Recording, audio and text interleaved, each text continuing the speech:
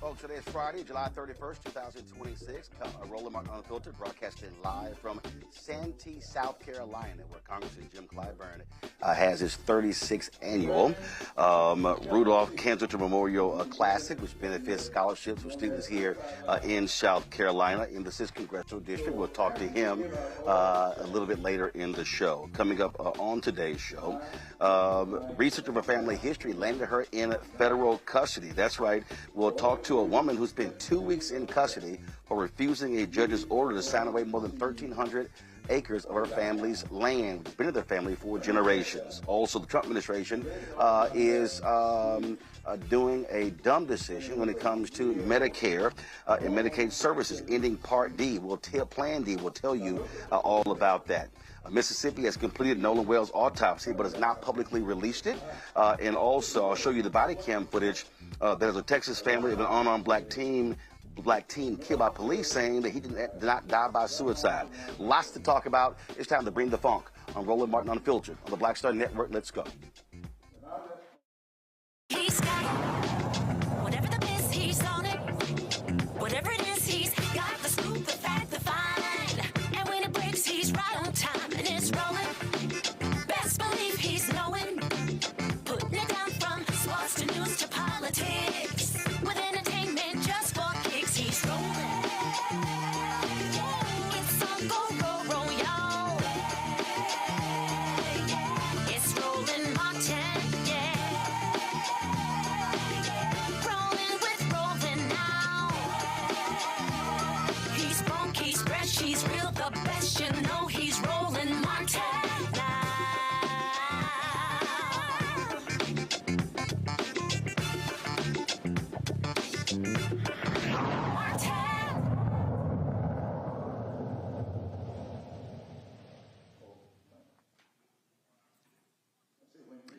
Hey folks, I am here in Santee, South Carolina, and what you hear speaking right now, that's Congressman Jim Clyburn. He is addressing the folks here. This is the opening reception and the pairing party for his 36th annual golf tournament. It benefits scholarships for students here in the 6th Congressional District, providing them laptops and iPads as they go off to college. We'll be chatting with the congressman a little bit later. Of course, he is excited that South Carolina is going to remain as the lead when it comes to Democratic selection for their nominee in 2028. So we'll also talk to his daughter, who's over this tournament, plus his other daughter, who used to be an FCC commissioner. We'll be talking to her about the Trump administration's attacks on broadcasters like ABC. So lots to be talking about here from South Carolina. But first, let's talk about Mississippi. Folks, imagine spending 2 weeks in federal custody after refusing to sign a court-ordered deed that will relinquish your claim to more than 1,300 acres of land that your family can trace back nearly 2 centuries. That's what happened to Jennine Labuzan. While researching her ancestry, she discovered documents showing that her third great-grandfather, Charles Augustin Labuzan, a native of New Orleans, had an interest in 1,361 acres in Washington County, Mississippi. Well, she was determined to reclaim her family's land, and she has faced a number of legal challenges. Jennine joins us right now from Athens, Georgia. Jennine, glad to have you on the show. First and Thank foremost, you for having me. First and foremost, you say, when did you find out? What year was it about this land and that it was in your family? Just walk us through that. Okay, basically, I had started just doing my family genealogical research. And in doing that and putting all of our names together and building out those family trees is when I came across the land patented titles that my ancestor had. And so that was probably back in like about the 2020 time period. Okay, so land patent title. Explain to us what that is. Okay, so land patent titles are the original, the allodial land ownership records that we have in America. So before we had the warranty deeds and things that we currently purchase property on, our country was originally given out in land titles. And so these are land patents. Sometimes they're also called land grants. But these are the original allodial title land ownerships that were issued out by the sovereign government back in the earlier 1700s and things of that sort. And so these are also forever titles. Okay. So when my ancestor's name was included in that title from the U.S. government, it's specifically stated that it's for him and his heirs forever. And so that's how I was able to come and reclaim it today. Okay,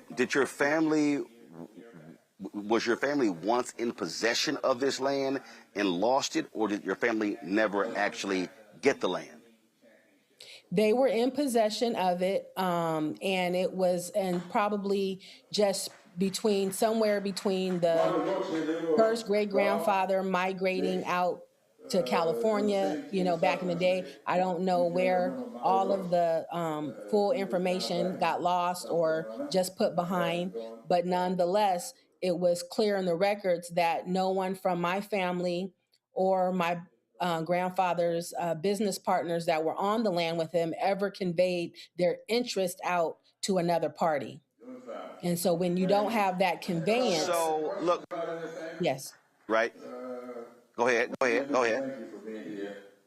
So when you don't have that conveyance from the original patent title holders, that's when you have a possibility of a claim. Because what that indicates is that someone at a later time period just began to create warranty deeds on the land and operate, although they never did seek that initial permission from the original title holders that is on record. So we know history of black folks who were run off their land.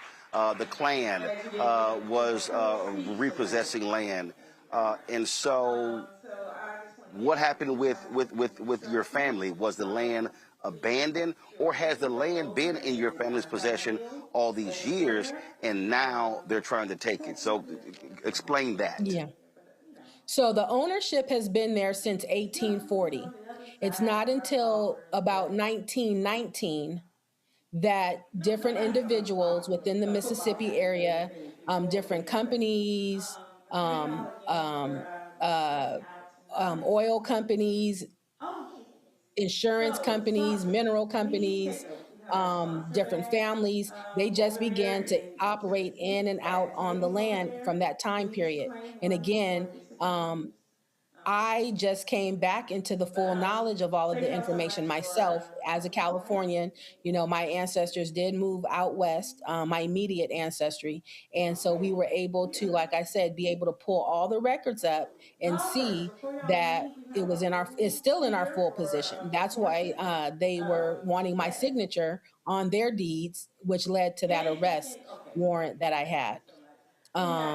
Because we still did have the possession of ownership. So explain that to us. Why did the courts order you to sign it?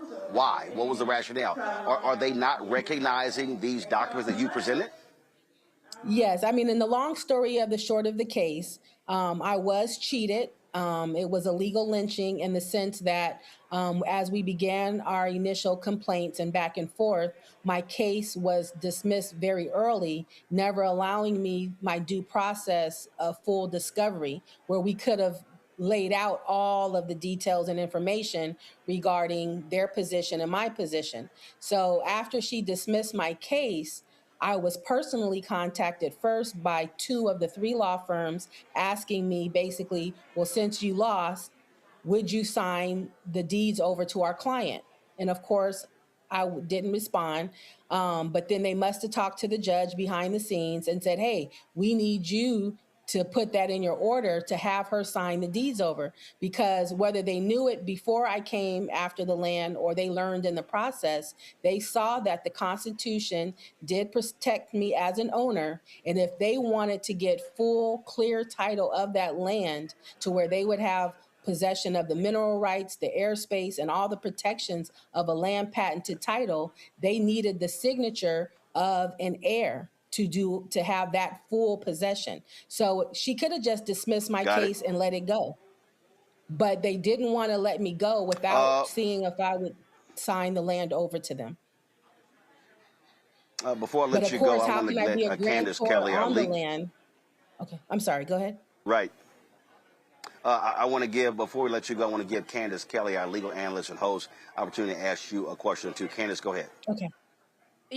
Very good to meet you, first of all. I was very curious about one or two things. One, was there a question about whether or not this had passed over and to somebody else in terms of somebody actually buying it? Was it a bank? I know that there was a forged signature issue that you were asking about. And number two, I'm wondering if anybody has stepped up to you so that you don't have to represent yourself pro se, or perhaps you're not representing yourself pro se anymore.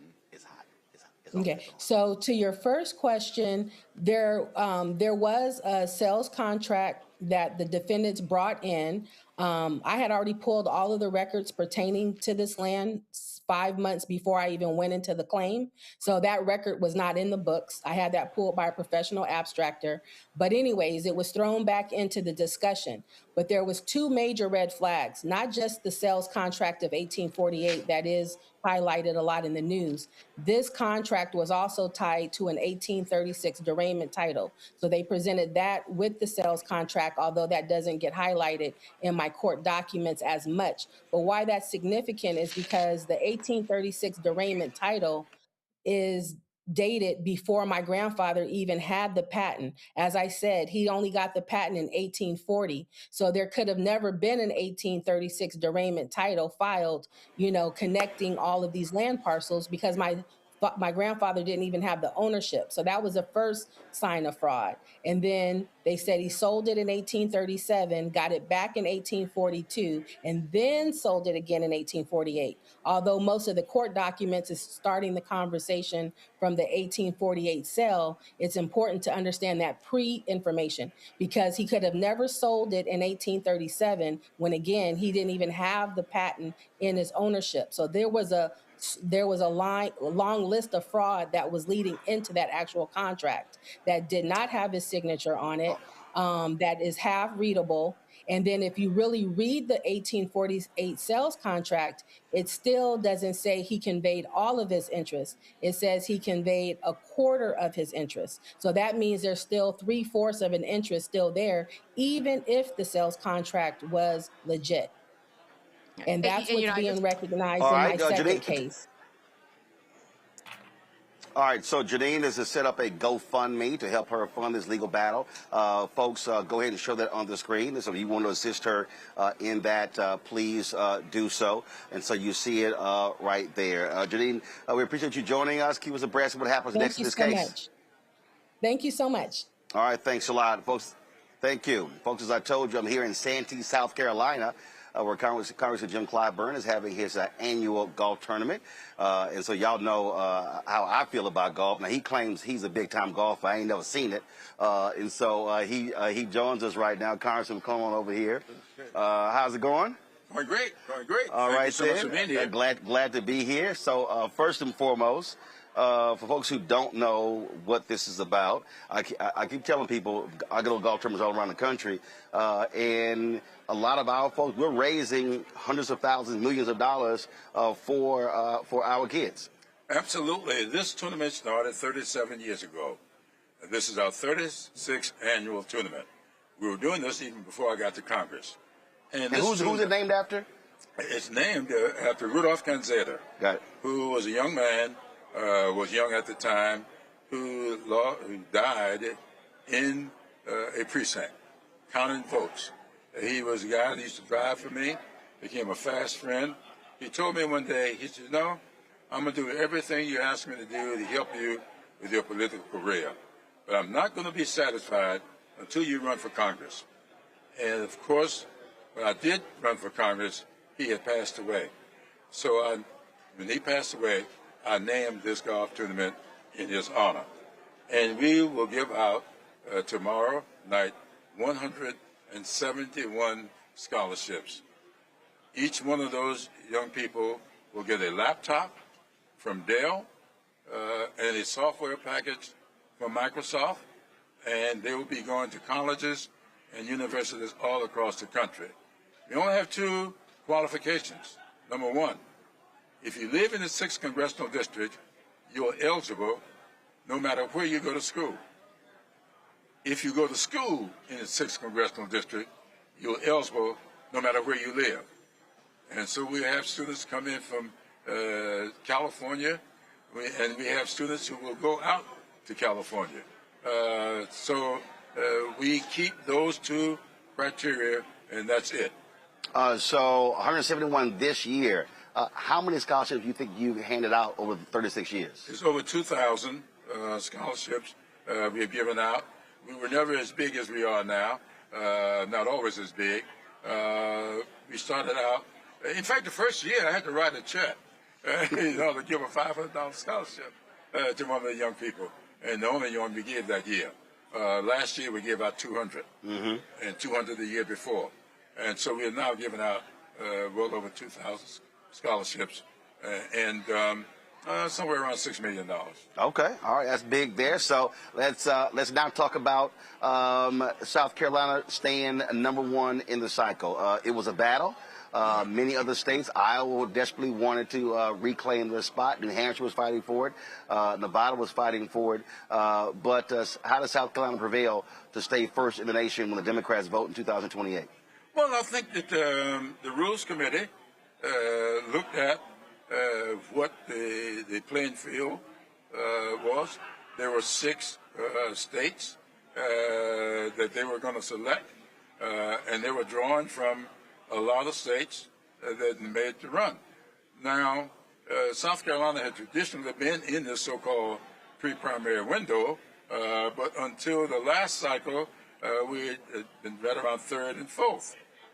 And of course, this time, they decided to broaden the field, bring in 6 states, and then once they looked at what 6 states would be, then they looked at the 6 states to decide how they should be ranked, 1st, 2nd, 3rd through 6th, and decided that because of the demographics of South Carolina and because of the record that South Carolina produced in vetting candidates, that South Carolina made the most sense to go first. It will be followed by Nevada and I believe New Hampshire, and then those 3, and then they'll go to Michigan, Virginia, and New Mexico. So it was an interesting battle because what you had is you had a lot of white progressives. Right. Why are we doing this? We have no shot at winning that in the general election. So why should we go there? Many African Americans said, "Wait a minute, huge black voting block there in South Carolina. Sure. Black folks are the basic Democratic Party." And the thing that what I said was, by South Carolina going first, many of our interests are going to be on the table first. And those candidates have to be able to answer those issues. And yeah, I know before it was like you go to Iowa, you go to New Hampshire, then South Carolina. But now they're going to have to deal with that up front. Absolutely, and they should. The fact of the matter is, you want to win in November. That is the big thing, win the presidency. So you ought to put the people on the field who demonstrate that they can appeal to all those corners that make up this party. The African-American vote is very important to the Democratic Party. And so why would you have them in an also-ran position? They ought to be in the mix early on because even if you don't know, when you get to South Carolina, after the results come in, you might find out what it is that you don't know. And you might find out how to improve that which you know a little love. It was also amazing. Every time it was Iowa, New Hampshire, we would see these stories. Oh, you know, it's retail politics, and, you know, and they would talk about how just really smart these voters were and the questions they asked. And I'm going, well, it's not like black folks aren't doing those things in South Carolina. Right. And so, you know, black folks in this state looked at various candidates, and it also wasn't about race. I remember when Sharpton ran for president, right, and it was a brother, he ran a magazine in New York. He said, oh, he's winning South Carolina. I said, no, he's not. He said, he's not going to win. He said, I bet you a steak dinner. I said, okay. I said, no problem. And then he had to pay up. And then he hit me. He said, I don't understand. How does Sharpton not win in South Carolina?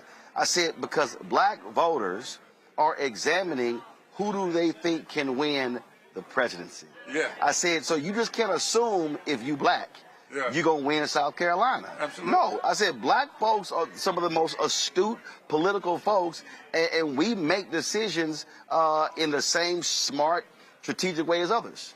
And I wish people would pay a little more attention to that. The fact of the matter is, I do not take black voters for granted. Why should you? And I've been black pretty much all of my life. So I spend my time, as I'm doing here, with the African-American community, because I think I need to demonstrate time and time again that I am interested in their dreams, their aspirations, and I'm going to do what I can to help them to fulfill them. To just say that because you're black, you deserve the support of African-Americans, that's not the way it works any more than we can expect that just because you're black, you will represent African Americans. I'm just now thinking about the Supreme Court. You did an interview that caused a little stir. Yeah. When many people said, you said that black people let Vice President Kamala Harris down. What you did was you cited 59% turnout. Right. And the reality is, and what I have been saying for the longest, is that we have to be, 70% should be our minimum.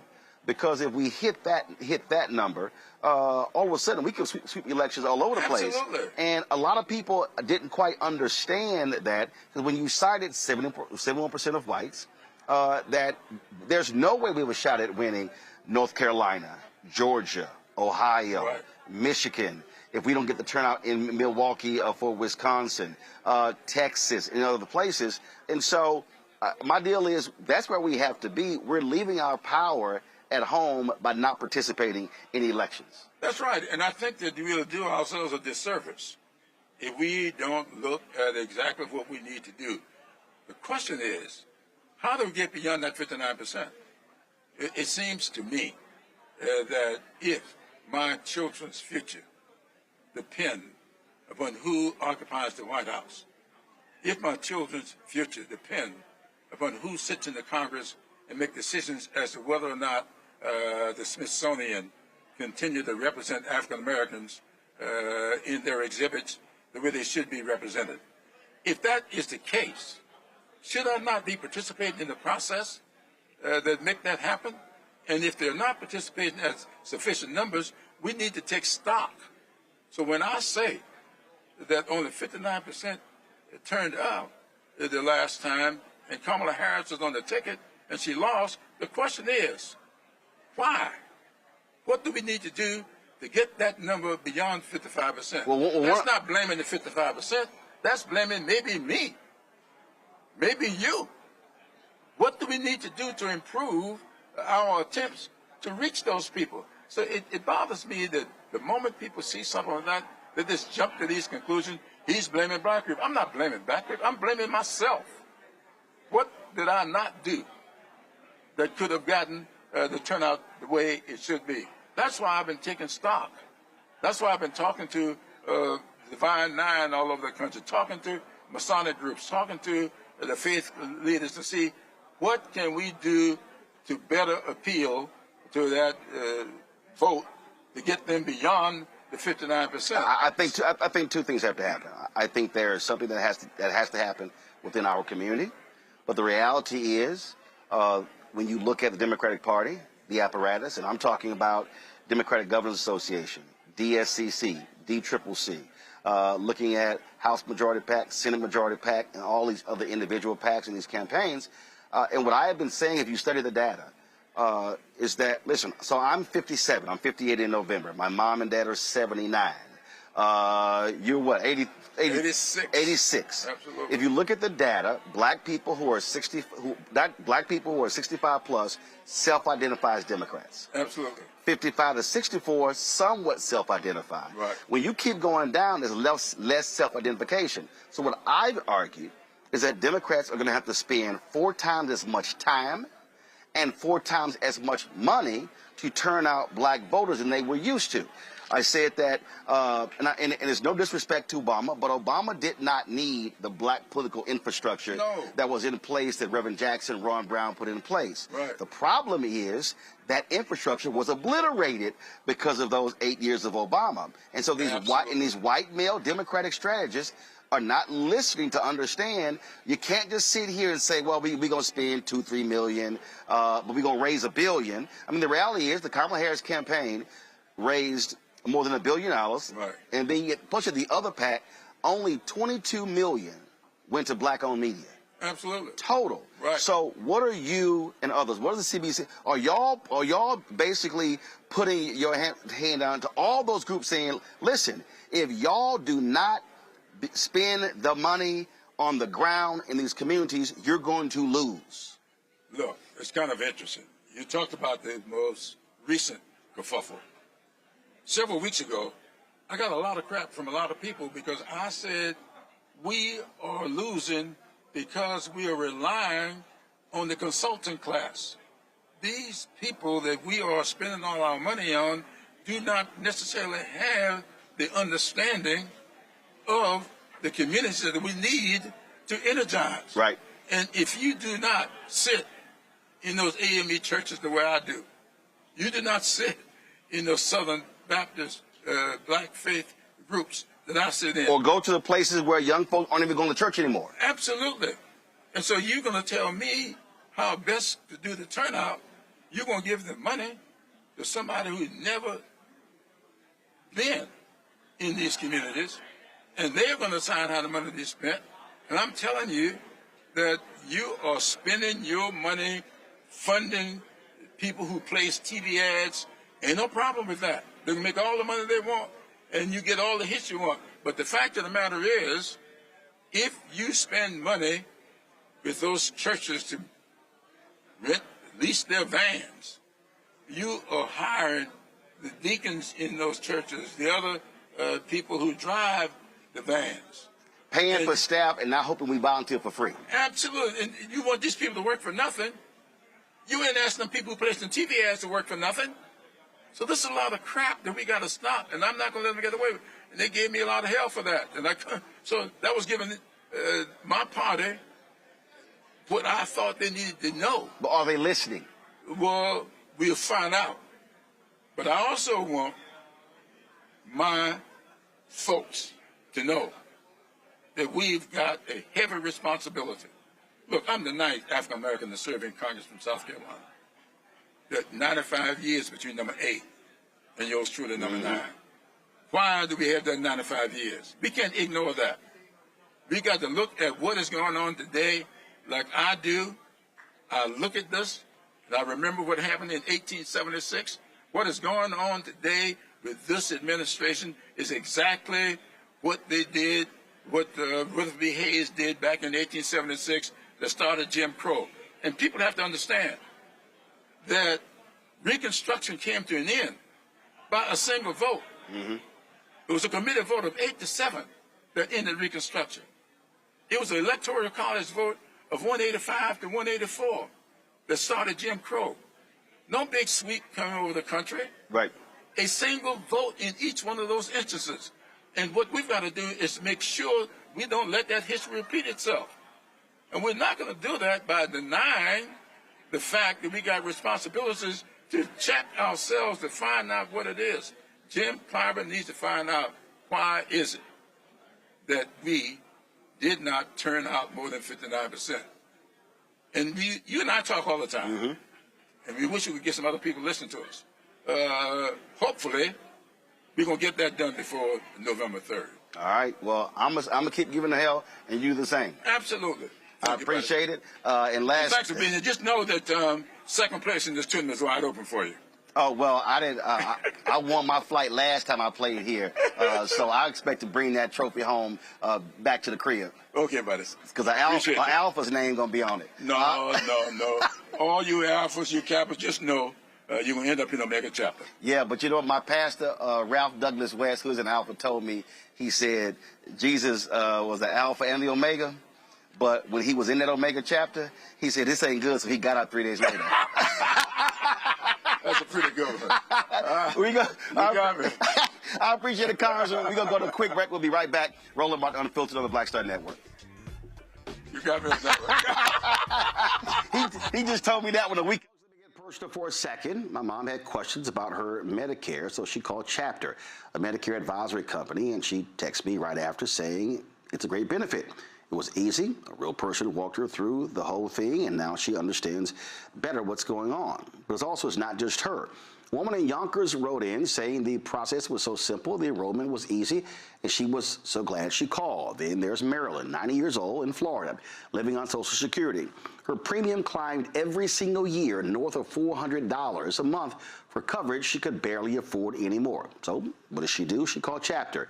They found her the same top-tier coverage for hundreds of dollars less. 90 years old, and finally somebody in her corner. I hear stories like that again and again from our community. The Medicare system was not built to work for you. Too much fine print, too many plans. Yet Chapter's advisors are independent and honest, the only Medicare advisors that compare every plan nationwide. They're focused on one thing, what actually works for you. If you're already in the right plan, they'll tell you. No games. And people who switched with Chapter saved an average of $1,100 a year. All it takes is 20 minutes.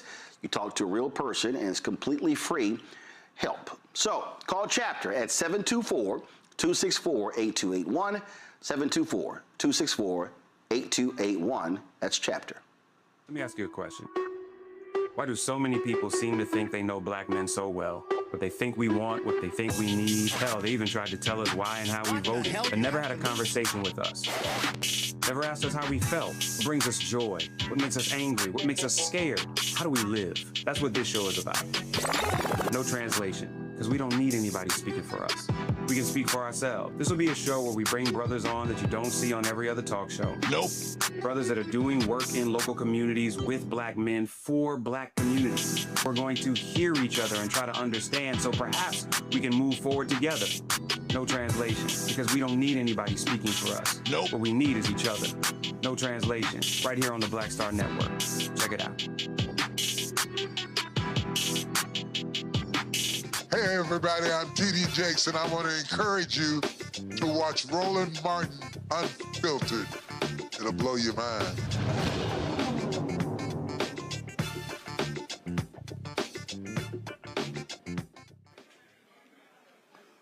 Folks, in 2027, nearly 25 million people who use Medicare are going to experience an increase in their premiums and prescription drug costs. Why? Donald Trump. That's right. On Tuesday, the Trump administration and the Centers for Medicare and Medicaid Services announced the ending of the Part D Premium Stabilization Demonstration. Part D is an optional prescription drug insurance plan available to people enrolled in Medicare. It helps cover the cost of both generic and brand name medications obtained from pharmacies and includes coverage for many recommended vaccines for adults. The program provided federal support to insurers to help minimize increases and discrepancies in premiums. So what does this mean? Joining us now is Adema Cup Meadows, author, the CEO of Health Tech for Medicaid. Glad to have you here. So walk us through. Trump was running around talking about how he was going to be helping seniors lower prescription drugs. Is this essentially a payoff to the drug companies? I don't know that this is a payoff to the drug companies, but I think this is a continuation of the dismantling of healthcare that is happening as a part of HR 1 and many other things we're seeing that will take effect in January of 2027. Okay, so walk us through again, what does this mean? So numbers, what is someone paying right now average person, and what will they be paying once this happens in 2027? Well, it's hard to answer that question. I think that let's go back a little bit and explain this. So Part D is the part of Medicare that helps pay for prescription drugs, right? This is not Medicare taking away prescription drug coverage tomorrow. It's CMS removing kind of the temporary cushion that keeps the monthly premiums for certain Medicare drug plans from rising too quickly. And why that, so it's like, think of it as the government ending a coupon that helped us hold down the monthly price. So beginning in 2027, some seniors who have the original Medicare plus separate Part D prescription drug plan may see much larger premiums increase. And we do not know the plan's price yet because that is not set until September. So people should not panic, but they should pay very close attention to this fall. And I could give you some numbers if that's really what you want to know. Yeah, go ahead. Yeah, go ahead. No, go ahead. So Give us the I think numbers. this matters for Black America, right? Because many of our seniors are already managing lots of prescription drugs, right, on fixed incomes, right? So 1 in 4 Black Medicare beneficiaries had an income below about $20,000 in 2024, which is the latest data we have. And Black beneficiaries are more likely than white beneficiaries to report cost-related problems in getting their health care. So, you know, a higher premium may look small, but when it comes to you paying for your groceries, your light bill, or deciding which medication gets filled, obviously you need to have, you know, lights and you need to eat, right? So meds usually are the first to go. So when does it start in 2027? Is it January or later in the year? January 1st.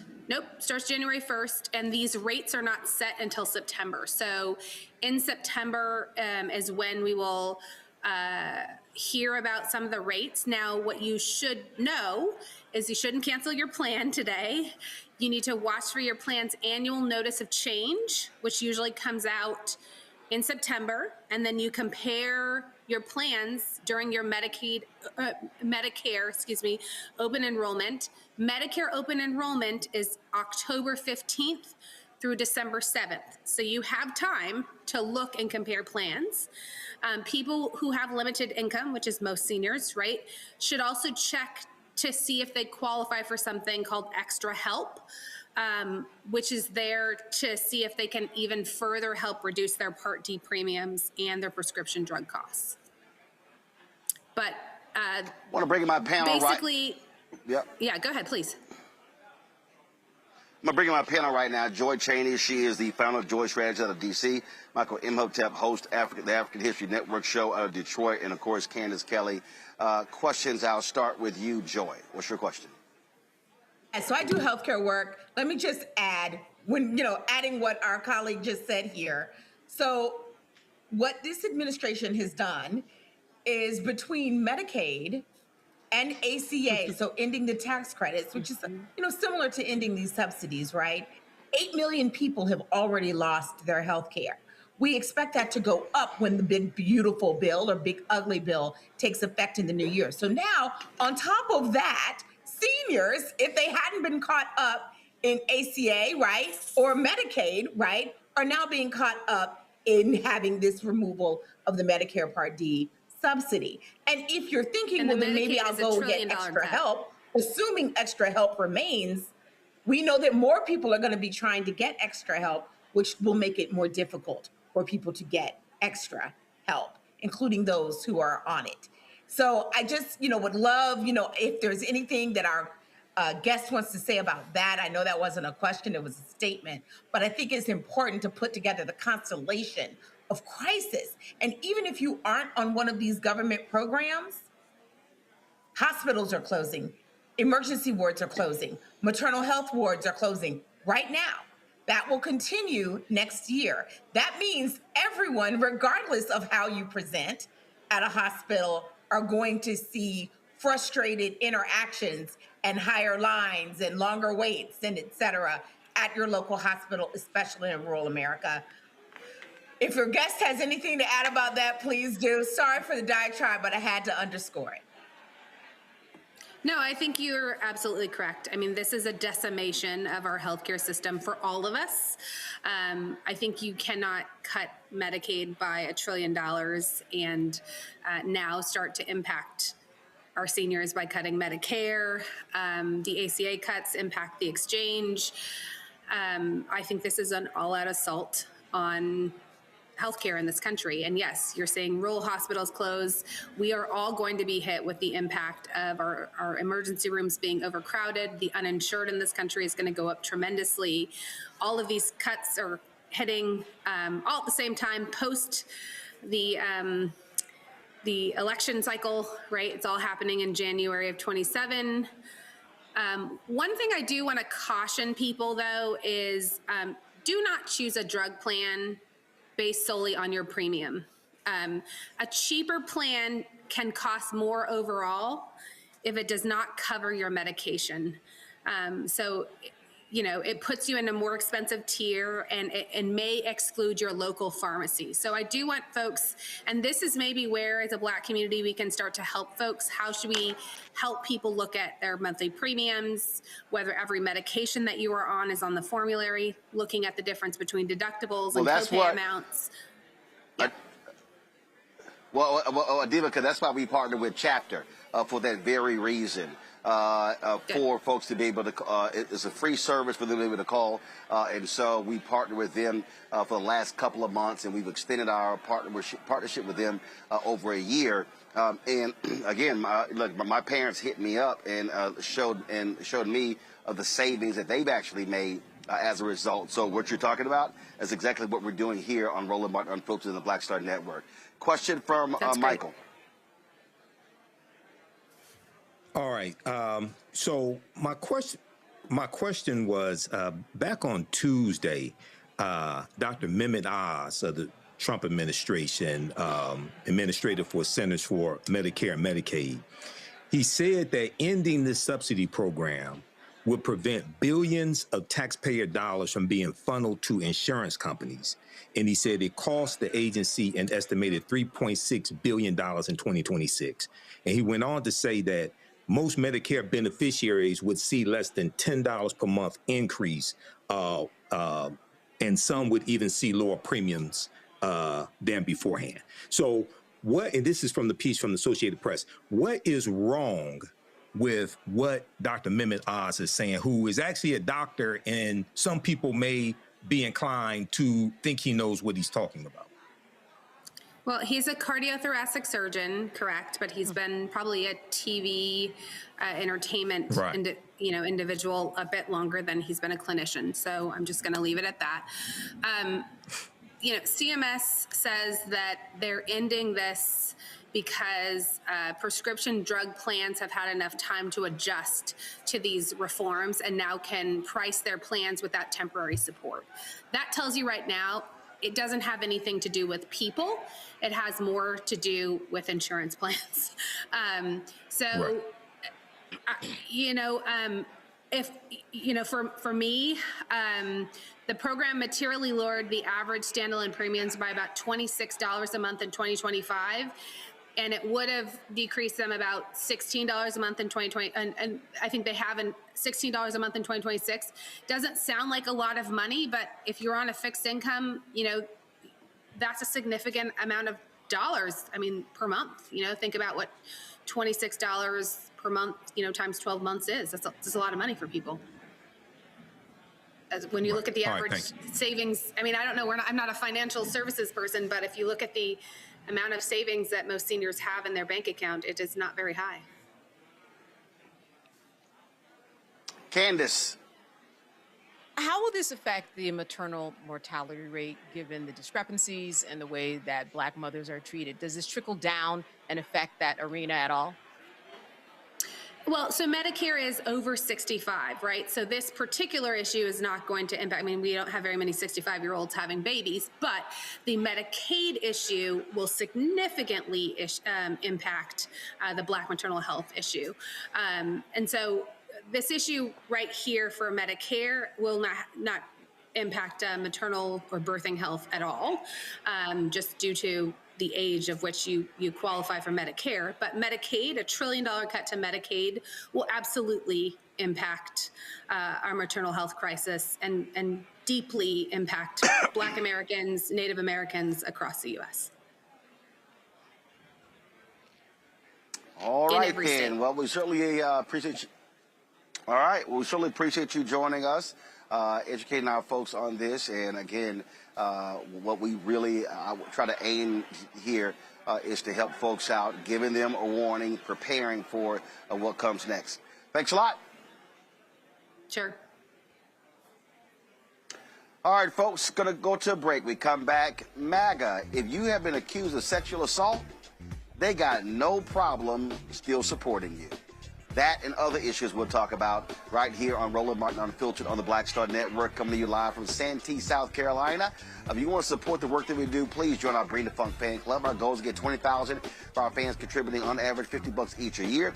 That's $4.19 a month, 13 cents a day, to supporting this show and all the other shows on the Black Star Network. If you want to give via Cash App, use the Stripe QR code. You see it right here on the screen. As for credit cards as well. If you're listening, go to blackstarnetwork.com for ways to give. Checks and money order, make it payable to Roland Martin Unfiltered, P.O. Box 57196, Washington, D.C. 20037-0196. PayPal's R. Martin Unfiltered, Venmo RM Unfiltered, Zelle, Roland at RolandSMartin.com, Roland at RolandMartinUnfiltered.com. We'll be right back.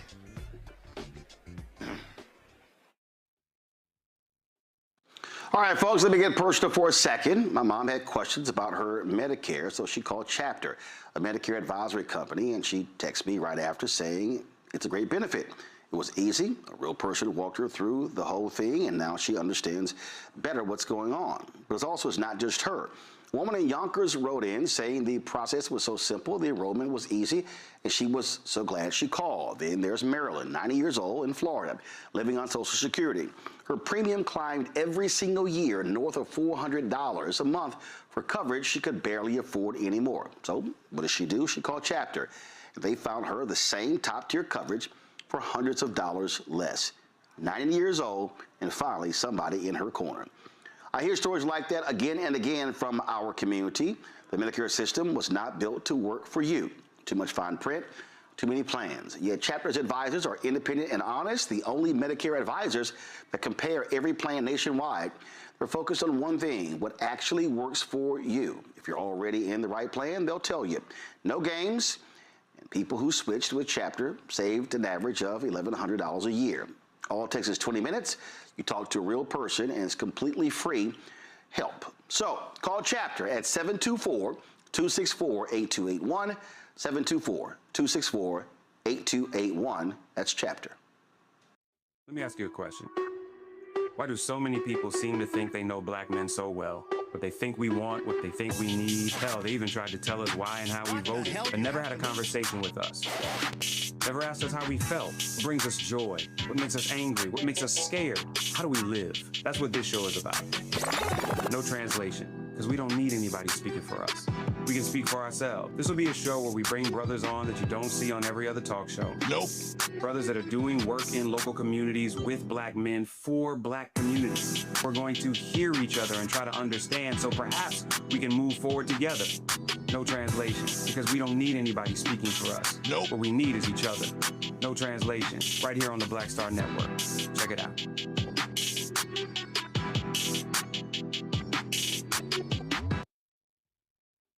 Now that Roland Martin is willing to give me the blueprint, hey, Ross, I need to go to Tyler Perry and get another blueprint because I need some green money. The only way I can do what I'm doing, I need to make some money. So you'll see me working with Roland. Matter of fact, it's the Roland Martin and Cheryl Underwood show. Well, should it be the Cheryl Underwood show and the Roland Martin show? Well, whatever show it's going to be, it's going to be good.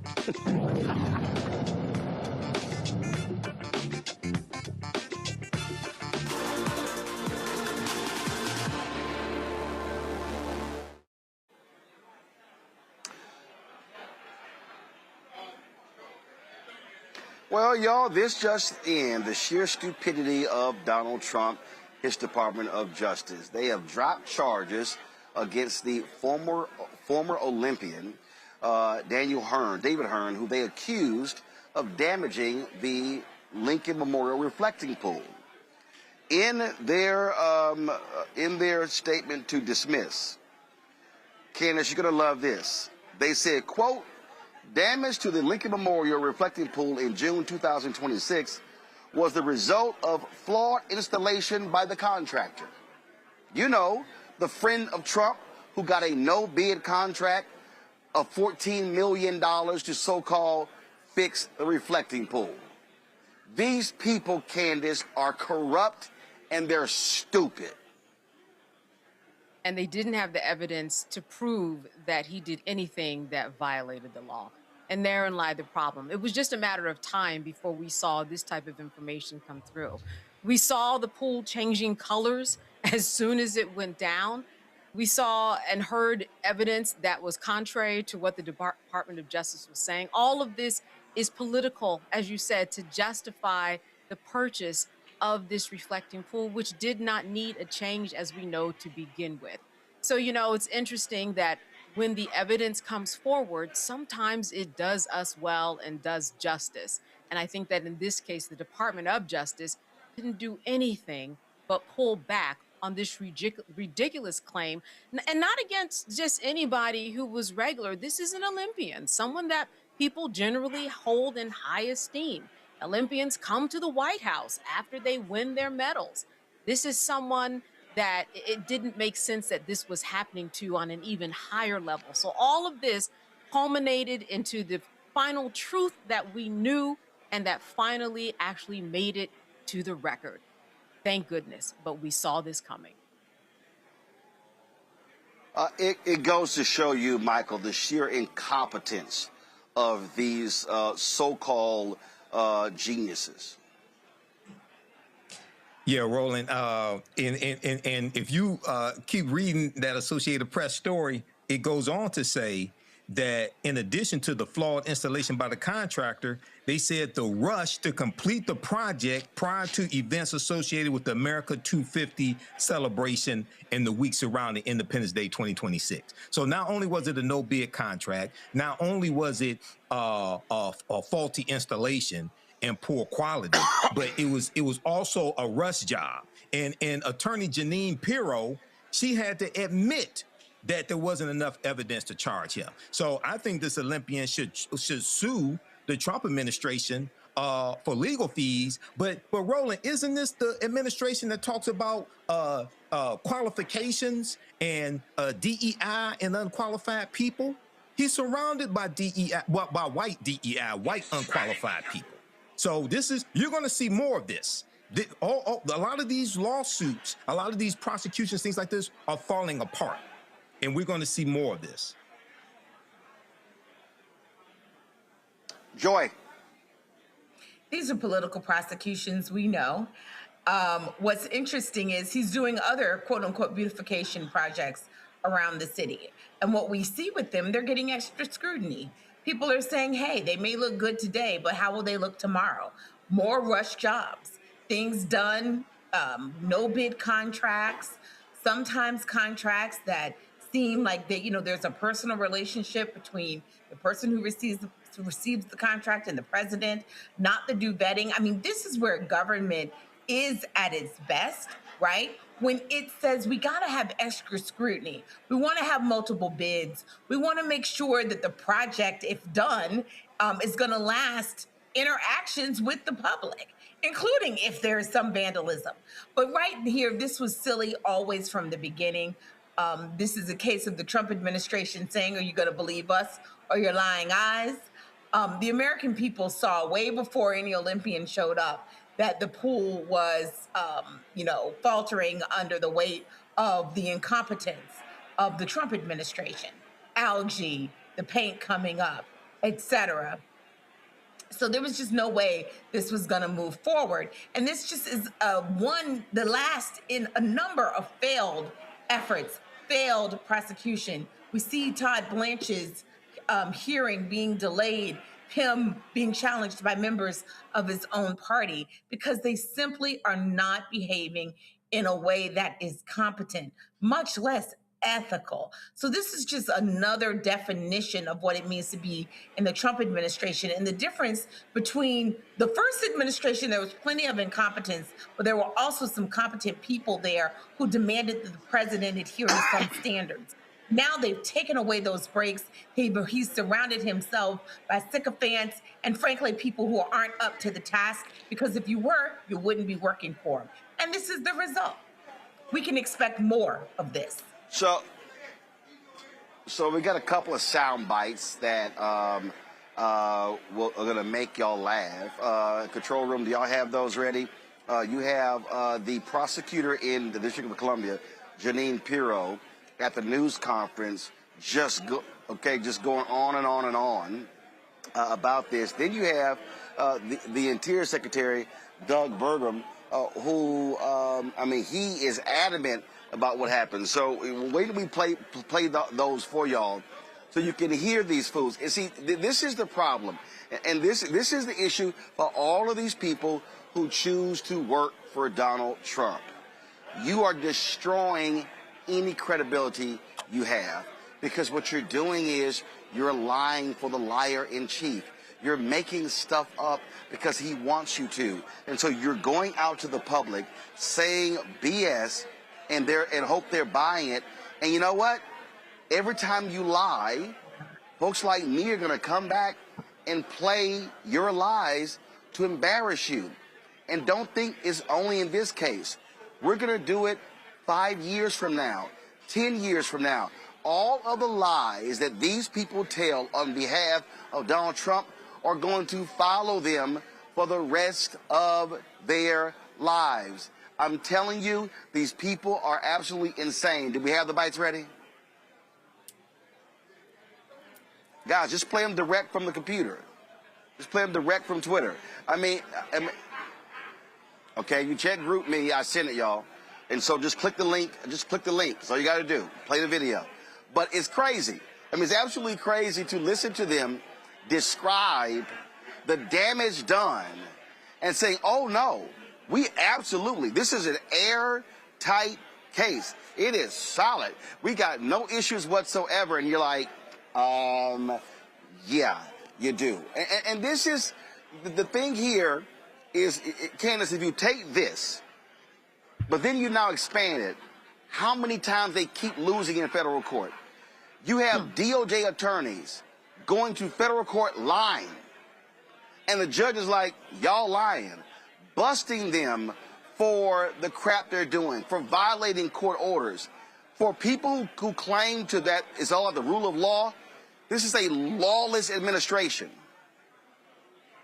And interestingly enough, many of these judges that are calling them out on their wrongdoing, they are appointed by Trump. So we know that these are people who are looking at the law saying, it's speaking to us right here. There's no other way that we can go. What you are doing is ridiculous and makes absolutely no sense. It is unlawful. It is political prosecution. And we have seen this over and over again, and we will see more of it. But I think what's going to be interesting is these sound bites that you're going to play, because we know that there's going to be a story that they tell that's going to make it seem like everything that they actually did was actually okay. There was just some misgiving somewhere or some misunderstanding, but what we did was right. But we're going to move on and let this gentleman go. They are never going to fully admit guilt. There's not going to be the admission that they should do and that they should want to do, as you said, for trust and accountability. But that never happens. All right, guys, we got a clip ready? All right, roll it. Roll it. Was this part of the rule specifically? Was the sealant already partially removed? Did he rip it back and just describe in detail? Because he maintains that it looks the same as it did before he arrived. That's his. I'm not going to get into the evidence, but what I told you is what our witnesses saw and experienced. There was an effort, a violent effort, to rip up the sealant from the bottom of the pool. And irrespective of whether or not, we think that, there is some situation that preceded it, we can state and prove beyond a reasonable doubt that he caused damage, and that damage is over $1,000. Keying in on that, how do you prove that $1,000? With an expert. Come to the trial. It has to be drained? Like, is that because it has to be You can. drained? We'll hear all that at the trial. Did he have any tools, or was it just his bare hands? Right now, we believe it's his bare hands, both hands. So does that indicate in your belief that it was probably damaged before, or do you believe that he He damaged it. further? But do you believe it had already been damaged before? He damaged the pool. Before he touched it? He damaged this pool. But there have been, all these videos, obviously. Well, good. I'm glad you've got that evidence. Come on in the grand jury. You can testify. Next. Peeled off. Why did that happen? Do you know? It didn't peel off. There was vandalism. There was box cutters. There have been 7 arrests. There was people literally trying to destroy part of a monument. The reflecting pool is not just a pool on the mall. It is part of the Lincoln Memorial. And if anybody says that they're going to go and vandalize that, it's no different than if someone was throwing paint And you're on Lincoln 100% itself. sure that what happened with the liner was vandalism. You can prove it. Oh yeah, absolutely can, and as we drain it, we've got all the photographs we can see. I mean, there's no possible way. There are photographs of a person or people cutting a 300 or 350-foot gash in the bottom of the reflecting pool? Dana, I'm not sure why you and others in the media think that you want to keep trying to question whether or not this is an industrial liner. Every farmer and rancher in America that's had their pickup liner lined by this sprayed-on liner knows that you literally, it would never just like peel off or fall off. This is like a strong material, and it's the size of 8 football fields. And the only way you can end up with actual slices in one spot and not the other is that someone physically cut it. And so but the pool itself, it's not leaking. It was leaking 45,000 gallons a day. It's finally been fixed by President Trump. And the American flag blue is working perfectly. And again, it's beyond me why. I mean, the real scandal is about the fact that the state of our capital was in such total disrepair that some people, no one was reporting about. I was reporting about the pro-Hamas graffiti on the. Mr. Secretary, you and I talked about this last month. Yeah, and we're still talking about it. Well, because it was July 4th and the reflecting pool was closed. It was closed because it's surrounded by fireworks. It's closed every year on the 4th of July. But it was closed prior to that in order to fix the reflecting pool. But it was closed because the largest fireworks display in the country we talked about was set up, and it lines either side of the reflecting pool. You can't have people around fireworks when they're being set up. Now that the fireworks will come down, the fence will come down. The fence was there because of the fireworks. Copy that. We can prove it beyond a reasonable doubt. How about that, Michael? Yeah, see, Roland, this is an example. You remember last week, Friday, I said they'll say one thing on Fox News, but when they go to court, it's totally different. Okay, that's when we found out that the Trump administration attorneys admitted that Trump and Russell Vought canceled grants to states that voted for Kamala Harris. Here, they're saying something on Fox News and at the press conference that the attorneys weren't saying in court and in the court filing. Okay, so because they're basically saying in the court filing, there's no evidence to prove that this guy did this. But they want to go ahead, and it seemed like Jennine Pirro was accusing him of committing damage, $1,000 worth of damage or something like that. But that's not what the attorney said in court, in the court filing. So this is a perfect example of it. They're trying to save face, but these prosecutions are continuing to fall apart on them. Joe, I swear this is just a group of crackheads. I mean, at least it would be better. At least crackheads are proficient about getting crack. They're not even proficient about doing the things that they want to get. Let me just add a few other things. So, one, part of the reason they lie on Fox News and not in court is because there's no consequence in lying on Fox News, right? Say whatever you want. We talk about it, but their viewers just believe it and they move on. They're only interested in that top headline. When you go to court, there are consequences, right? You can be held in contempt of court. You can lose your law license, and nobody wants to lose their livelihood in the future, even if they've lost their self-respect and respect of their children and their reputation. They certainly don't want to cut off any avenues to work after this fool leaves office. But here's a point that I think I haven't heard yet. So they're out there and they're saying that the damage to the pool was due to so-called vandalism. We know that's not true, but that's what some of them are saying. What it does is it undermines any future claims if they want to go after and recoup some of the money that they've paid to this company, this pool resurfacing company that frankly did a botched job, right? The people who made the decision not to figure out why algae was entered into the pool and why they didn't clean the filters. Like, so they're really undermining any kind of recourse to get money back for the American people who wasted our tax dollars and our money on these beautification They're not going to get that money back. Joy, they're not going to get that money back because Trump hooked up one of his buddies. They ain't trying to get that money back. They're never that's all. They ain't trying to get us. it back. But that's the thing they should be interested in if they were decent people. Yeah, but hell no, they are not. No, they're not decent. They're corrupt. All right, I'm going to go to a break. We come back. We're going to talk about MAGA, how insane they are. We got an update on several other cases. We'll also talk with a former commissioner of the Federal Communications Commission about how Trump is weaponizing the FCC against broadcasters. You're watching Roland Martin Unfiltered on the Black Star Network, live from Santee, South Carolina, here for the 36th annual golf tournament of Congressman Jim Clyburn. Back in a moment. All right, folks, let me get personal for a second. My mom had questions about her Medicare, so she called Chapter, a Medicare advisory company, and she texted me right after saying it's a great benefit.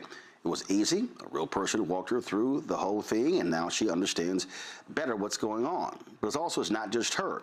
A woman in Yonkers wrote in saying the process was so simple, the enrollment was easy, and she was so glad she called. Then there's Marilyn, 90 years old, in Florida, living on Social Security. Her premium climbed every single year north of $400 a month for coverage she could barely afford anymore. So what does she do? She called Chapter. They found her the same top-tier coverage for hundreds of dollars less. 90 years old, and finally somebody in her corner. I hear stories like that again and again from our community. The Medicare system was not built to work for you. Too much fine print, too many plans. Yet Chapter's advisors are independent and honest, the only Medicare advisors that compare every plan nationwide. They're focused on one thing, what actually works for you. If you're already in the right plan, they'll tell you. No games, and people who switched with Chapter saved an average of $1,100 a year. All it takes is 20 minutes. You talk to a real person, and it's completely free help. So call Chapter at 724-264-8281, 724-264-8281. That's Chapter. Let me ask you a question. Why do so many people seem to think they know black men so well? What they think we want, what they think we need. Hell, they even tried to tell us why and how we voted, but never had a conversation with us. Never asked us how we felt, what brings us joy, what makes us angry, what makes us scared. How do we live? That's what this show is about. No translation, because we don't need anybody speaking for us. We can speak for ourselves. This will be a show where we bring brothers on that you don't see on every other talk show. Nope. Brothers that are doing work in local communities with black men for black communities. We're going to hear each other and try to understand so perhaps we can move forward together. No translation, because we don't need anybody speaking for us. Nope. What we need is each other. No translation, right here on the Black Star Network. Check it out. If in this country right now, you have people get up in the morning and the only thing they can think about is how many people they can hurt, and they got the power, that's the time for mourning. For better or worse, what makes America special, it's that legal system that's supposed to protect minorities from the tyranny of the majority. We are at a point of a moral emergency. We must raise a voice of outrage. We must raise a voice of compassion. And we must raise a voice of unity. We are not in a crisis of party versus party. We are in a crisis of civilization, a human rights crisis, and a crisis of democracy itself. And guess what? You've been chosen to make sure that those that would destroy, those that would hate, don't have the final say, and they don't ultimately win. On a next, A Balanced Life with me, Dr. Jackie, a relationship that we have to have. We're often afraid of it and don't like to talk about it. That's right, we're talking about our relationship with money. And here's the thing, our relationship with money oftentimes determines whether we have it or not. Balancing your relationship with your pocketbook. That's next on A Balanced Life with me, Dr. Jackie, here at Black Star Network. With medicine and science under attack, I want to keep you and your family informed and healthy. I'm Dr. Ebony Hilton, and I knew at the age of 8 that I wanted to be a doctor. So I studied hard and became the first African-American female anesthesiologist hired at the Medical University of South Carolina since its opening in 1824. And I always say I was made into a doctor, but I was born to be a mom. And as a new mom, wife, sister, daughter, and friend, I understand how frightening a medical crisis can be. I care for individuals on some of the worst days of their lives, and it's my mission to provide you with a safe space to gain clarity on issues affecting your mind, body, and soul. I recognize that there are health disparities, particularly as it pertains to race, and I want to help bridge the gap between you and your healthcare providers. Join me every Thursday for Second Opinion on the Black Star Network, where each week I'll invite experts from various medical fields to share the latest health news. We'll discuss topics such as the vaccine debate, mental and sexual health, medical bias, infertility, menopause, andropause, nutrition, and aging. Together with my medical colleagues, we aim to provide you with a second opinion. Don't miss it, Thursdays only on the Black Star Network. Melanie Campbell, National Coalition on Black Civic Participation and Black Women's Roundtable. And we are watching Roland Martin Unfiltered all day, every day, 24/7. Spread the word.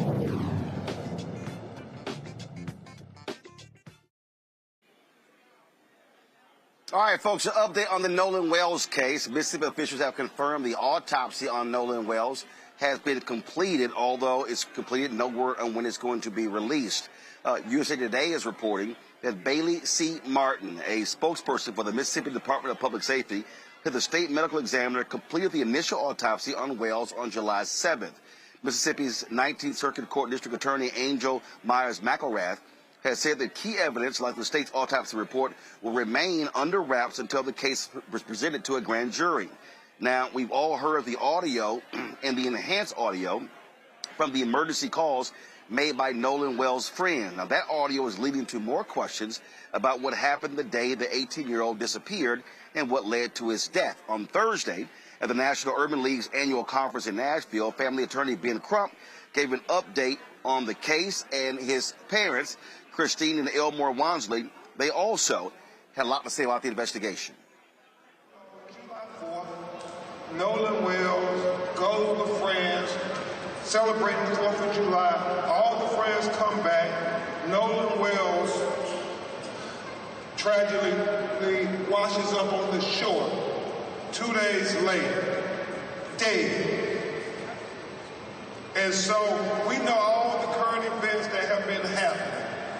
We are announcing that we have the audio from the officials, and we have retained and are consulting with some of the foremost audio engineering experts to review those audio tapes from the CTO call in its entirety.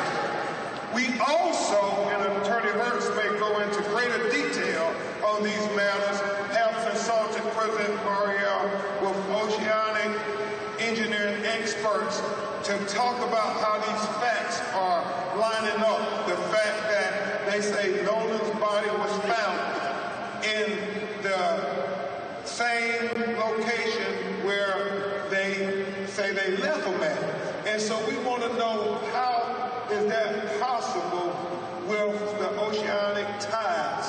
We want the experts. I mean, you got low tides and high tides. It's not adding up, so we are going to dot every I and cross every T until we find out what happened to Nolan Wells. Attorney Hurst will also go into a little about how we're trying to coordinate with Dr. Roger Mitchell, who conducted the independent autopsy of Nolan Wells, to be able to inspect his throat that was missing with his body when he was flown to do the autopsy with Dr. Mitchell. Also, we are hopeful that they will discuss with Dr. Mitchell the photographs and observations made at the time when Nolan was first discovered, because Dr. Mitchell did not get an opportunity until July 10th to be able to examine his body. And at that time, we know the airways and the lungs had already been dissected and so forth, so we can't tell if there was the presence of water or not. That would suggest whether he drowned or not. And remember what Dr. Roger Mitchell said in his autopsy. President Mariel, he talked about the fact that to say he drowned does not draw the conclusions of what happened to Nolan Wells. He said it is equally important to know at what condition was Nolan Wells' body when he went into the water. Was he conscious or was he unconscious? Was he forced into the water or did he go unforced into the water? He said all of these things are very important. And so we're dotting I's and crossing T's. We are focused on getting to the truth, and we stand for the truth. Me and everybody on my legal team stand for the truth, no matter who it implicates or who it exonerates. We stand for justice, no matter who it convicts or who it acquits. And we stand for transparency, so everybody can see. And that's all we want. We want answers. We're not casting aspersions on anybody. We are saying that we want to make sure everybody who is remotely involved has their questions answered to make sure we have a full and fair and impartial and transparent investigation. And is that too much to ask for these broken-hearted parents? Is that too much to ask? That's how, if it was your child, wouldn't you want the same thing? And I get it, they're attacking me, they're attacking Reverend Al, they're attacking the parents of Nolan Wells. We don't care about those distractions. We ain't no ways tired. We are completely focused, completely laser focused on getting to the truth, the whole truth, and nothing but the truth. So help us, God. And so the threats, the attacks mean nothing to us. We will not be deterred. Look into our eyes. We're going to get to the truth. I am so grateful to Mr. Byron Allen for donating $100,000 to the GoFundMe so we can help get the best experts in the world. I am thankful to Reverend Al Sharpton. I am thankful to Mr. Tyler Perry. I'm thankful to Mr. Tara Owens. I am very thankful to everybody who did not think it robbery to say, what can we do to help people get to the truth and call in to the tip line so we can help not only Nolan Wells' family, but we can help Daniel Irvin's family, and we can help Tyler Smith's family as well. Everybody on social media, please continue to ask questions. Please continue to share photographs, share videos. It all helps us solve this potential of what happened to Nolan Wells. I mean, isn't it so important? Somebody saw something. Somebody knows something. As Christine and Elmore have said, if you're really Nolan's friend, you know in your heart of hearts that if the roles were reversed, that Nolan would say something. He would call and tell what he saw. And so that's all they're asking. Do for Nolan what he would have done for you. Do for Nolan what he would have done It has been 27 days since we have been able to talk to our son, to hug him, to tell him we love him. This has been the most difficult time we have ever had. I want to tell you who Nolan was. Nolan was a God-fearing, God-loving child. He loved everyone. He was the person who would just make you feel comfortable just being in his space. He was never one to exclude. He always wanted everyone to be happy, to feel good, to have purpose. He would lift anyone up. It didn't even matter if he didn't know you. If you took that moment to just tell him a little bit about yourself, what you wanted to do with your life, right then and there, Nolan would be your biggest cheerleader. Today we are begging, because I'm not too proud to beg. We are begging, if anyone knows anything, his friends, strangers, please call the hotline, because we will not be able to rest until we get answers.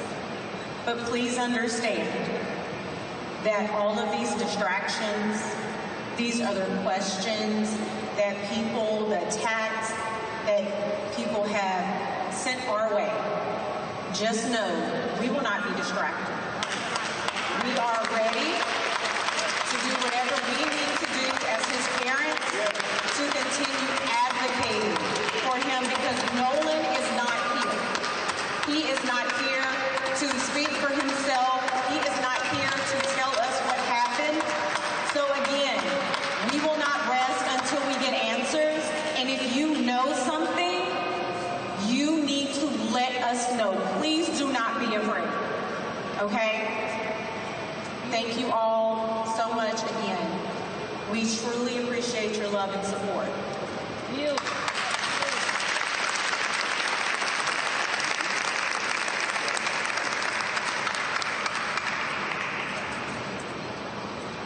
I'm faced with a new challenge every morning, waking up, trying to process this.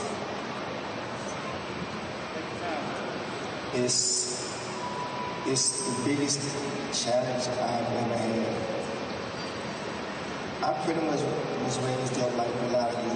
I didn't have a lot, but I always said I wanted to give my children more than what I had.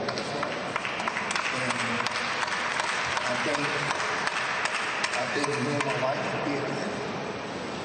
We raised Nolan to love everyone, be kind to everyone, because it was just the right thing to do. I got a lot of stuff going, but what I really want to say is, like my wife said, if you know something, and you are really, if Nolan was really your best friend, or for the people who say that he was their friend, please come forward and tell us what you know. All we want to know is the truth. We're not blaming anyone. We just want to know the truth. Any parent wants that.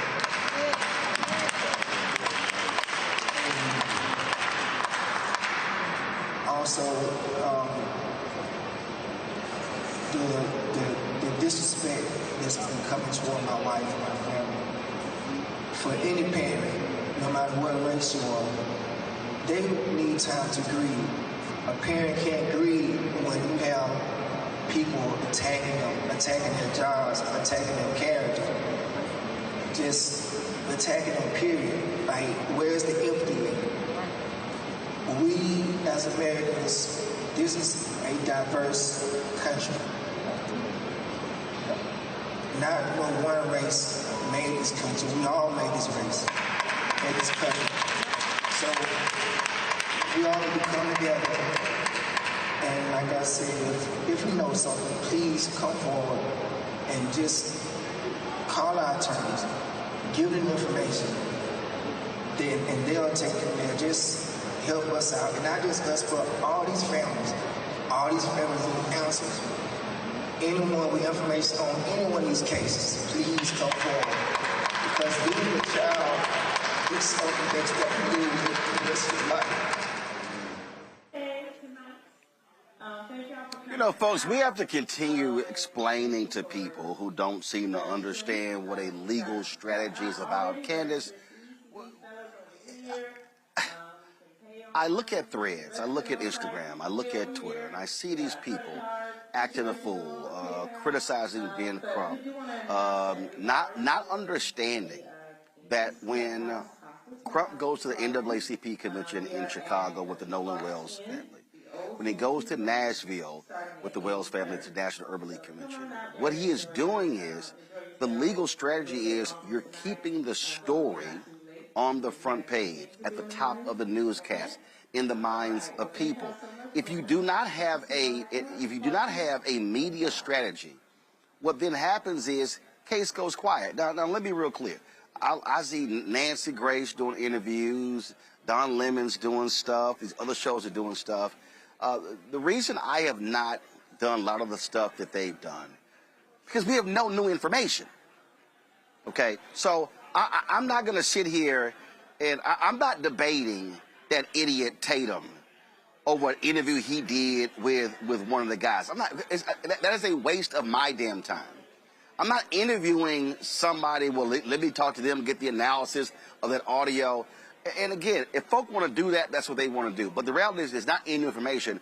But the job of Crump is to keep the attention on the case. Otherwise, Mississippi will gladly allow it to just fade away. You are exactly correct, because what we've been seeing is speculation. And as you said, there's no new information, and the information that they do have, they're not sharing because it's going to the grand jury, which is a closed proceeding. So I agree with you 100% that all the talk around this, I hope that it can die down, because what you said is correct also. The accountability for the justice system, a lot of it these days happens in the media. Without it, you are not going to keep the case alive. You are not going to get things as quickly as you want. And you are not going to get accountability. Remember that the police already spoke down there and talked about how this was an accident. They already came to their conclusion without an investigation. So that is what we were dealing with, which is why Ben Crump and everybody else involved has to keep this story alive. Now that it goes to the grand jury, we are on a fact-finding mission. The Mississippi Bureau of Investigations has already interviewed dozens of people. The people who were on the boat with Nolan, there were about 6 or 7 people. There were quite a few. They have to be talked to. They subpoenaed, the parents of Nolan subpoenaed the records and made sure to tell Meta and Google, preserve all the records. This is evidence collecting time, whether it's the engineering reports, whether it's the digital footprint. This is the time where you get all the information. Oh, as well, we have the state autopsy, and then we have the autopsy done by Dr. Roger Mitchell in Washington, D.C. So all of that is what the grand jury is now finally going to do. But this may not happen quickly. It will happen quicker, though, than if there wasn't all this attention. Why? Because it's a process, as you know, Roland. This is part of the legal strategy. Do things slowly, talk to everyone, keep the message out there, because now we're going through a discovery phase where we have to get all this information together to present it to members of the grand jury. So that is where we are, and hopefully people will kind of wait, because that really is what we are in the middle of right now. It's now just a wait and see. There's nothing anybody can do. The information is, we're not hearing about it as much, and that's where we are right now. See, for me, Joy, I just can't. I hate speculation. I just can't sit here and do a whole show on speculation. And let me be real clear. It can get clicks. It can get views. That's great. But all you're doing is, in essence, repeating the same thing, and that's just not what I do. Yeah, no, I think that's right. This is not a time for speculation. We want to keep the pressure up. We also want to send to anyone who was there, this isn't going to go away. People are not going to forget. So we want you to tell the truth, whatever happened. We're not presupposing. And I love what his parents said. We're not indicting you in advance. We're not saying that. But we do want to know the truth because things are not matching up. And we know when things don't make sense, it's because we're missing some part of the story.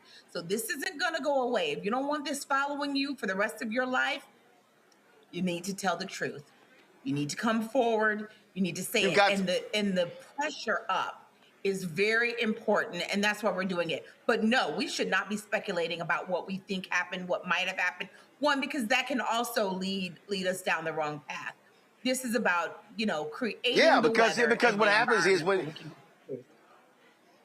Right, because all the speculation, all it does is get people talking about stuff that's not factual on social media, and then it just simply clouds everything, Michael. And that's the problem when folks just start, well, I think this and I think that, I think this here. If you do not operate from a set of facts, all you do is contributing to the nonsense. And that's their point. That's their purpose. This unfortunately... Roland, you've been doing this a long time. I haven't been doing this as long as you, but I've been doing this 16 years, right? And I take a certain factual approach when I cover stories. I've covered thousands of stories. You and I connected when I used to guest host your nationally syndicated radio show. There's things that I see on social media, and people are just making money off of this story, just putting nonsense out, okay? And these are people who... have no conscience. All right. So I hope they get the truth, whatever it is. And the family said this repeatedly. They just want to know what happened to Nolan Wells. They want the facts. And we talked about this last Friday, Roland, with the district attorney, Angel Myers McElworth, saying that they're going to the grand jury. And if people look at the piece from ABC News that talks about the autopsy being completed, the official autopsy, it said in that piece that the DA's office said convening a grand jury does not mean there is any criminality and is standard procedure for most unnatural or suspicious deaths in the county.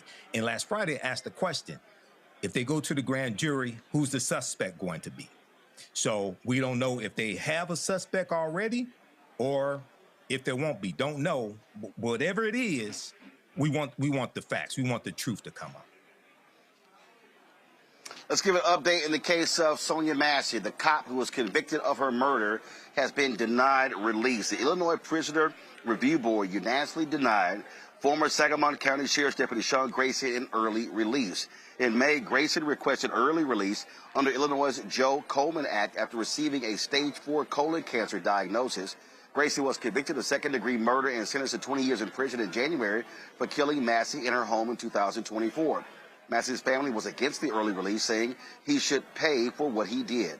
The family's attorneys, Ben Crump and Antonio Romanucci, said in a joint statement, the Prisoner Review Board made the right decision and reaffirmed the jury's verdict in the sentence the court imposed. A badge does not provide an early way out. All right, folks. Donald Trump once said that if he could shoot somebody on Fifth Avenue, his supporters would not care. Well, a new poll from Politico says that's not a lie. The majority of those polls said they would literally stick with a GOP candidate even if they were hit with a variety of scandals, including a DUI conviction, accepting lobbyist gifts, domestic violence, sexual assault, and anti-Semitic social media posts. 2/3 of self-identified MAGA Trump voters say they will continue supporting a Republican accused of sexual assault, 13 percentage points higher than the share of Trump's 2024 voters, which include those who do not identify as MAGA. By comparison, 40% of voters who backed former Vice President Kamala Harris in 2024 will continue backing a Democratic candidate accused of sexual assault. That means 60% wouldn't. The point here, Joy, which I keep trying to explain to Democrats, ain't no such thing as the old Republican Party. These people care about power, and they don't care about scandal. They do not care about scandal. Also, some of them do all the things that are listed there, right? I mean, I have to, we assume a lot of good intent that everyone is good, but frankly, there are a lot of people out there who have DUIs, and of both parties. But there are a lot of folks out there, and some of them see themselves in who I consider to be a few derelicts in the Republican Party, but they see themselves in it. Something to think about as we critique people. We have to be careful because sometimes we're critiquing the voters, and they don't think that they should have people better than them in the White House, which is why sometimes they take comfort with a Donald Trump or a Pete Hegseth or any number of loser who is working in this administration, people that we would think are not fit. They are like, sure, why not? I think the Democratic Party has got to be careful that we don't require perfection in our officials, but there ought to be some baseline. If you've been accused of sexual deviancy, there's a line that you shouldn't cross. And it's not fit for public service, especially when you really haven't apologized for it. Candace, you got a Republican Congressman, Max Miller from Ohio, who's been accused of beating, throwing hot water, and scalding his ex-wife. What's insane is his ex-wife is the daughter of the senator from Ohio, Marino, and he ain't said a damn word. How shameful is it that your daughter is accusing a Republican congressman from your state of beating her, putting a gun to her head, and you don't say jack publicly? Damn. Well, let's look at the laws that are out there and how we treat women inside of the legal system anyway. I mean, that is a given that women are treated subpar than anybody else. And men have always, especially white men, have been held up on a pedestal. So this all makes sense and this all tracks in terms of how we regard people in power and how we regard people in power and who we think those people should be. And for those people who believe that a DUI is okay or sexual assault is okay, just like Joy said, they're in the company of people who are reflecting them. So it makes sense that they would accept this type of lowest common denominator of just existing as a human being. It all tracks, it all makes sense, and I don't think that any of us are surprised. It is surprising hearing that people were actually asked specific questions. A lot of things were assumed, but I think that this is how we are to understand how human beings regard themselves, especially in light of what's going on in the world today. We just know that people don't see the things that we thought were terrible in 1995 as something terrible today. They just don't see it because a lot of people are doing those same things. Well, it's no shot, but they also care about power, Michael. You see some of those videos where they would read to the people all these heinous things, and they would go, "Oh, that's wrong. That's awful. That's pathetic. That's I can't believe that." Then they would say, "Oh, my bad. I'm sorry. That wasn't Biden. That was Trump." Then they would, those same MAGA would start, "Well, I don't know." And it's like, wait a minute, but you just said how awful it was. They give excuses when it's Trump and his maggots. First and foremost, keep in mind that MAGA is a cult, okay? And it preys on ignorant people. So you have to start with that premise. And, the Access Hollywood tape, when that was revealed, any other presidential candidate, that would have been the end of their presidency. Okay. And that was back in 2016. Okay. So now you have Donald Trump, who was found liable of sexually abusing E. Jean Carroll. Okay. And you said, and 66% of these Trump maggot voters said they would excuse a Republican candidate who was accused of sexual abuse. 72% said they would excuse a Republican candidate of domestic violence allegations, what have you. So they have totally, this was supposed to be the party of family values, Roland. What happened to that? They've totally lost their morality. But yes, this is a power grab. This is all about power. They do not care about morality, but these are also the people who claim to be Christians. No, this is white Christian nationalism that you have. This has nothing to do with the teachings of Jesus the Christ or Yeshua. This is white Christian nationalism. This is all about power, and these maggots have to be defeated. All right, folks, got to go to break. We come back. A former FCC commissioner, I'll chat with her about how Donald Trump is using the FCC to try to bring broadcasters to their knees to do his bidding. You're watching Roland Martin Unfiltered on the Black Star Network.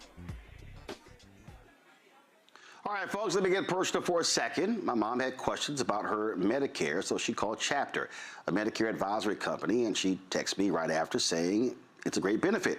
It was easy. A real person walked her through the whole thing, and now she understands better what's going on. But it's not just her. A woman in Yonkers wrote in saying the process was so simple, the enrollment was easy, and she was so glad she called. Then there's Marilyn, 90 years old, in Florida, living on Social Security. Her premium climbed every single year north of $400 a month for coverage she could barely afford anymore. So what does she do? She called Chapter. They found her the same top-tier coverage for hundreds of dollars less. 90 years old, and finally somebody in her corner. I hear stories like that again and again from our community. The Medicare system was not built to work for you. Too much fine print, too many plans. Yet Chapter's advisors are independent and honest, the only Medicare advisors that compare every plan nationwide. They're focused on one thing, what actually works for you. If you're already in the right plan, they'll tell you. No games, and people who switched with Chapter saved an average of $1,100 a year. All it takes is 20 minutes. You talk to a real person, and it's completely free help. So call Chapter at 724-264-8281, 724-264-8281. That's Chapter. I'm Ryan Wilson, CEO and co-founder of The Gathering Spot, and you're watching Roland Martin Unfiltered on the Black Star Network. Yeah, okay, whatever.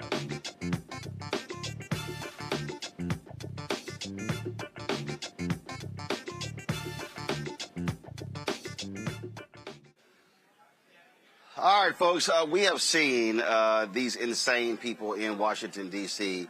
do heinous things. And one of the things that we've seen them, we literally have never seen, probably since Nixon, and even Nixon, this is child's play, what Nixon did, how they are using the apparatus of the federal government to try to bring to their knees corporations, including broadcasters. Donald Trump has threatened to revoke the licenses of various companies for not reporting what he wants them to report. And Brendan Carr, his FCC commission chair, is also doing that work for him. Young Clyburn is a former Federal Communications Commission chair member, joins us right now. Glad to see you. I mean, you served on the FCC. Have you ever seen anything what these folks are doing? Well, number one, welcome to Santee, South Carolina. And the answer is no. When I got to the FCC, if you remember, a couple of years later, we had this thing still in the Federal Register called the Fairness Doctrine. Now, it had been off the books technically since 87-ish. FCC voted 4-0 to get rid of it. Reagan was okay with that. But it was still on the books because you had some people with some uneasiness. So fast forward again to 2011 when they said, look, there's no need for this. The whole landscape is changing. You got cable. You've got all of these options. Why do you need this? Why do you need the quote-unquote equal time rule? So we got rid of that, and I was there at that time. It was one of the most uneasy votes I ever took, I will say to you. But okay, if you think things are relatively balanced, we have the options. Fast forward to 2014 because I had regrets. And I said, let's look at the media landscape with a critical information needs study. You're a journalist, so you know we were looking at that. And we wanted to say, what does the landscape really look like, especially for local television coverage, and what are people getting from that?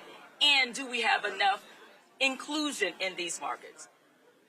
We got tarred and feathered about looking at how dare we look at this. Because, again, you've got all of these options. Now, if you have all of these options, you have all of these freedoms. If we don't want the FCC in the newsroom, which is what I was told, I'm a little perplexed as to where we are now. Because if we have all of these freedoms, if we have all of these options, if we don't want to be in a newsroom or the talk show rooms and the like, what are we talking about here? I mean, you have Brendan Carr that he said to companies, if you don't get rid of your DEI programs, I'm not approving any mergers or acquisitions.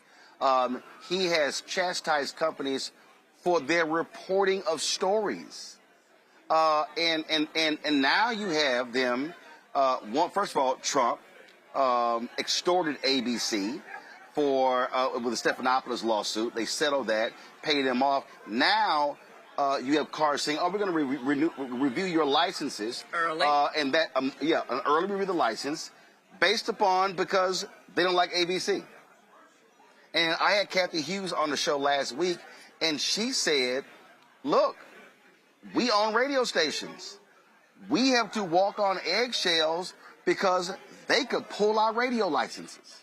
In 2026, in the U.S. of A., we are talking about newsrooms feeling that they don't have freedoms, talk shows feeling that they're walking on eggshells.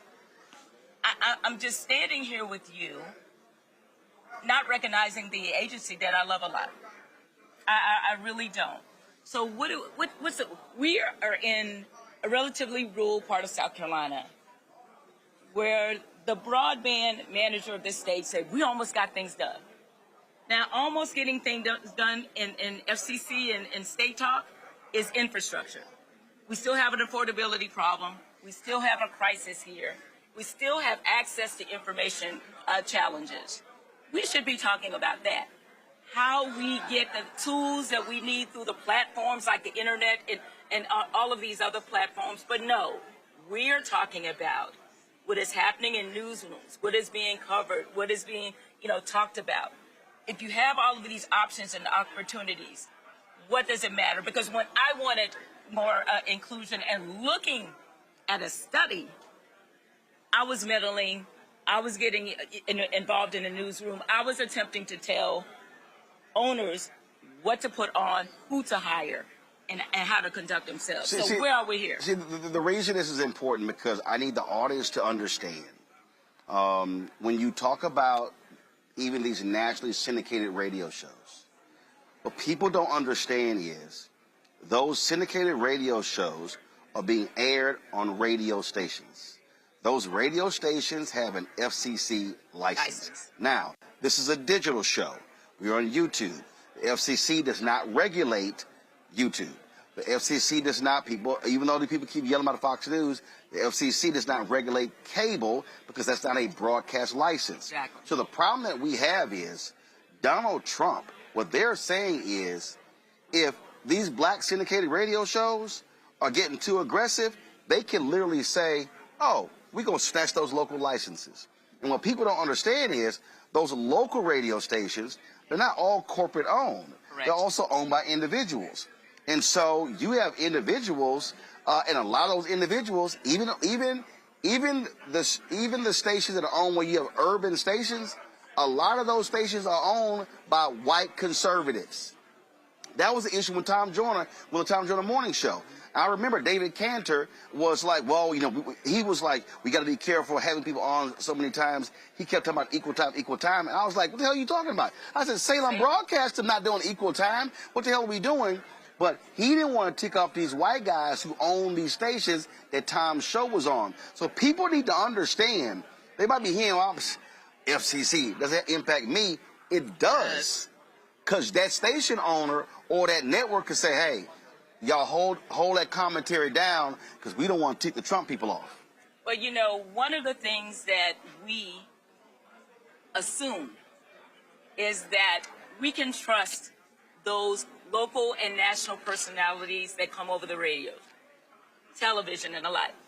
That we can trust our journalists to tell us the truth as distilled and as brought in, at least some semblance of balance. When you hear about people holding back, people, in some cases, self-censoring, that erodes, to me, the very foundation of this democratic experiment that we have today. Because if you cannot trust the media, then what do we have in terms of the foundation of the democracy? And if somebody else is putting a thumb on the scale, right, that is not locally driven. Well, they're not putting a thumb on the scale. Trump has put his fat ass on the scale. I'll say that. But the thing, but this is a perfect example of what we keep saying: elections matter. You may not understand that, and people don't understand. At ABC right now, when their shows are on, when The View is having conversations, ABC has lawyers that are in the control room because they're watching every single word and phrase because they're fearful of what Brendan Carr and Trump will do with the FCC to attack their corporation. One of the things that I find gratifying, particularly no matter what platform that we had regulatory influence over, is the fact that I didn't have to disagree with you. I didn't have to agree with you. In disagreement, that's empowerment. We learn from each other. Why would I want, how does this apparatus work? If everything you say I agree with, if everything you do I'm okay with, how do we grow and how do we learn more in terms of information and just knowledge of each other? So if you are making the lens more narrow in terms of the information and the substance of what I get, tell me what good does that do? I learn the most from people I disagree with, and we come to a more common occurrence, a common ground, and I find out more. Right. And we all grow from that. And we're in a period of no growth, in my opinion. Well, first of all, they don't want disagreement. It's a cult. They want you to completely follow whatever they say and do. Last point, the caps. We've had caps in saying that a group can only own a certain percentage of television stations, because what you do not want is, you don't want for someone to own half of the stations in the country or 67, 80%.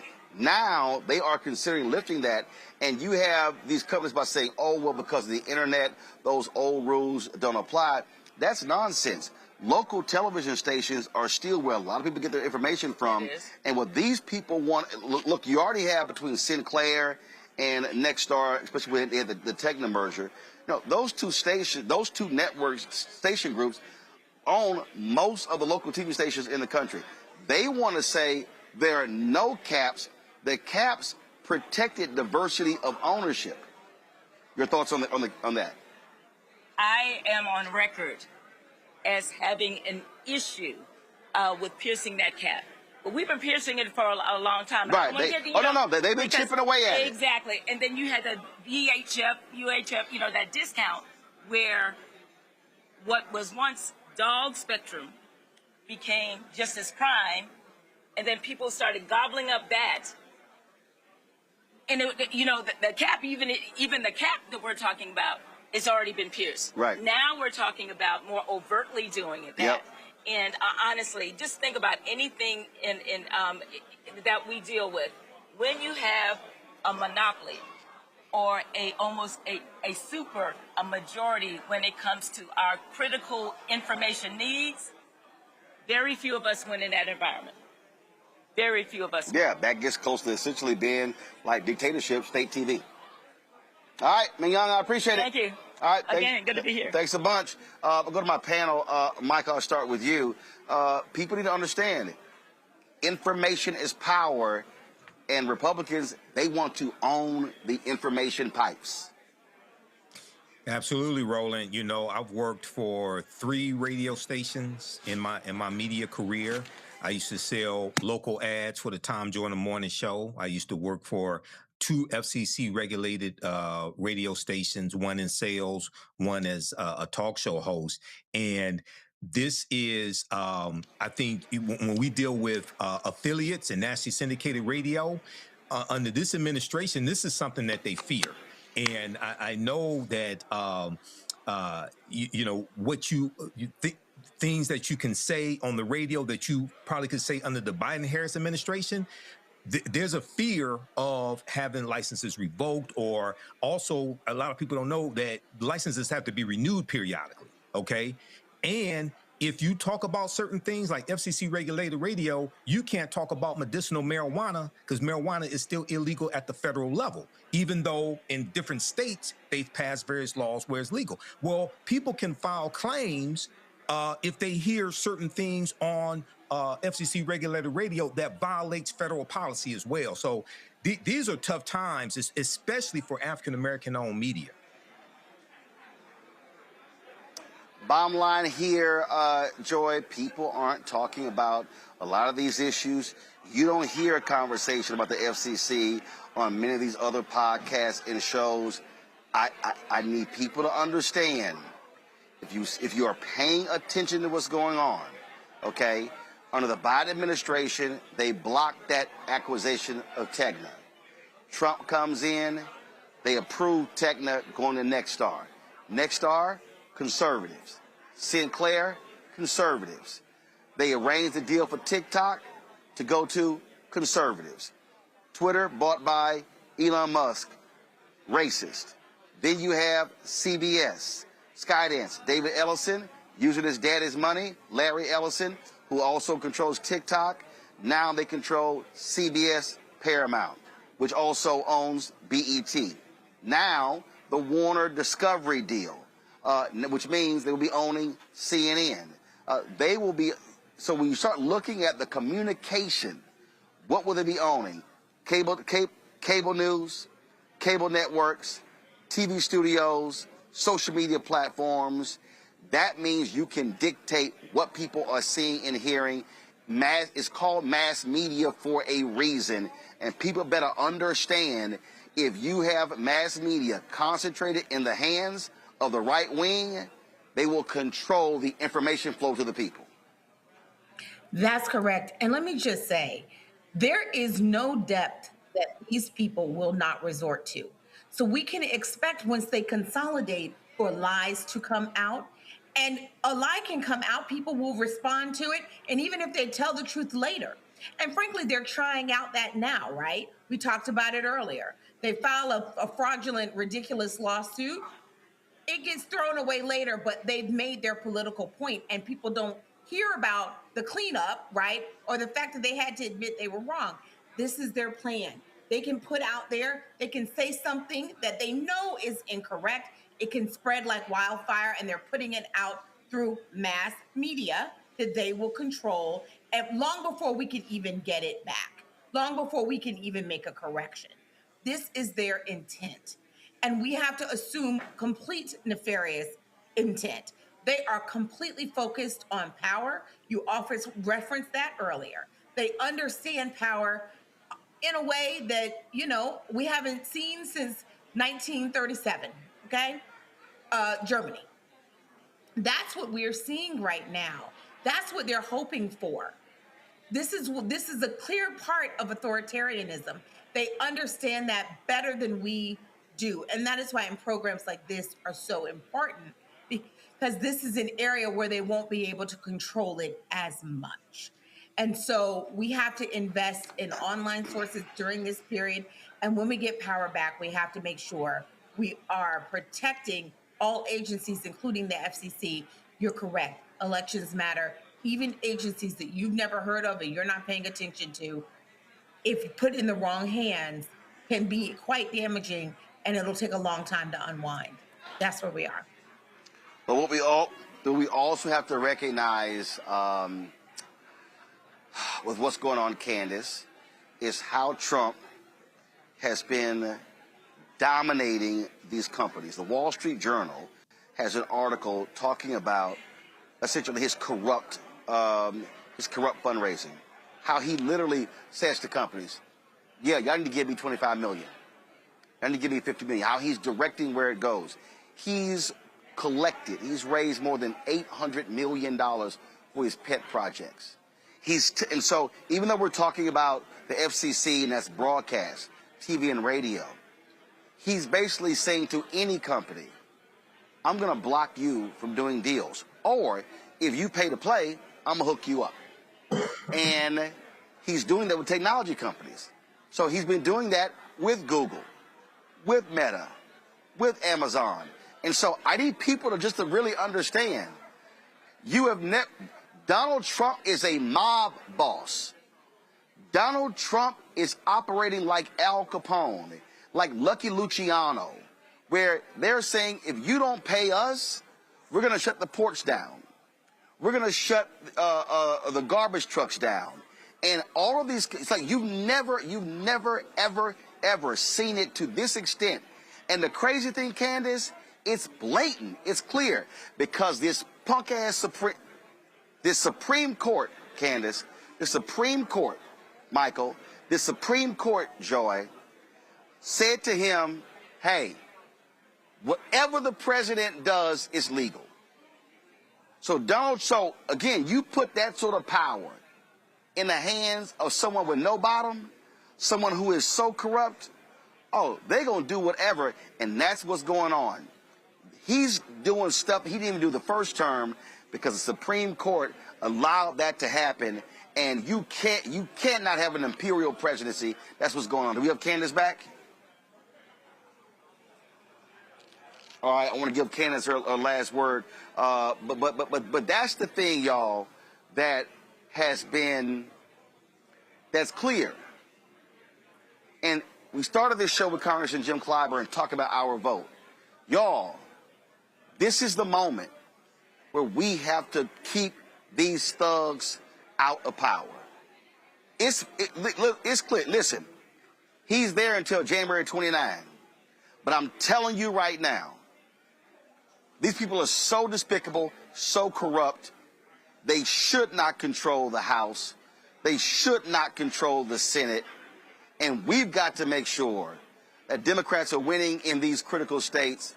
Democrats have got to get to 218 in the House. They've got to get to 51, 52 votes in the Senate, because I'm telling you, if we let Republicans have 2 more years of total control, I'm telling you, first of all, we're not even sure there's going to be an election, but they will do more damage to this country, and they will do more damage to black people, and they will continue to rip apart the institutions and the infrastructure that has gotten us to this point. Is Candace back? Okay, y'all. Sorry, Candace froze, so we'll leave it at that. Let me thank Joy. Let me thank Michael. Let me thank Candace. Been on today's show. I certainly appreciate it. Thank you so very much, y'all. I am here in South Carolina, Santee, South Carolina. So as you see, folks have been hanging out, mingling, drinking, eating food. This is the paying party for Congressman Jim Clyburn's annual golf tournament, 36th annual golf tournament. And so, yes, I will be playing, and so decided to come here and do today's show.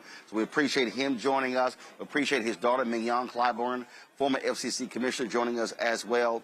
And y'all, listen, this is why this show is different than anybody else. I don't stay sitting in the studio. I don't stay sitting in the crib. We get out here. We talk to people. We communicate with people. I was just chatting with a brother who's the new golf coach at South Carolina State. I was talking to a brother who's a professor at an HBCU here. I was catching up with some other folks. And so that's why we get out on the road, do this show, to communicate with people all across the country. So your support is critical in allowing us to do that. If you want to join our Bring the Funk fan club, do me a favor. Contribute via Cash App. Use the Stripe QR code. You see it right here on the screen.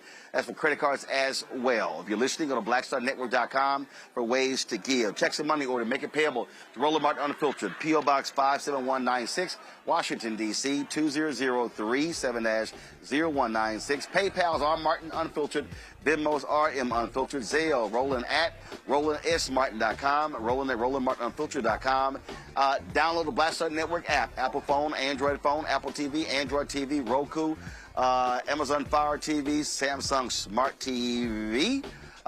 Be sure to get out Roland Martin Unfiltered, Black Star Network swag.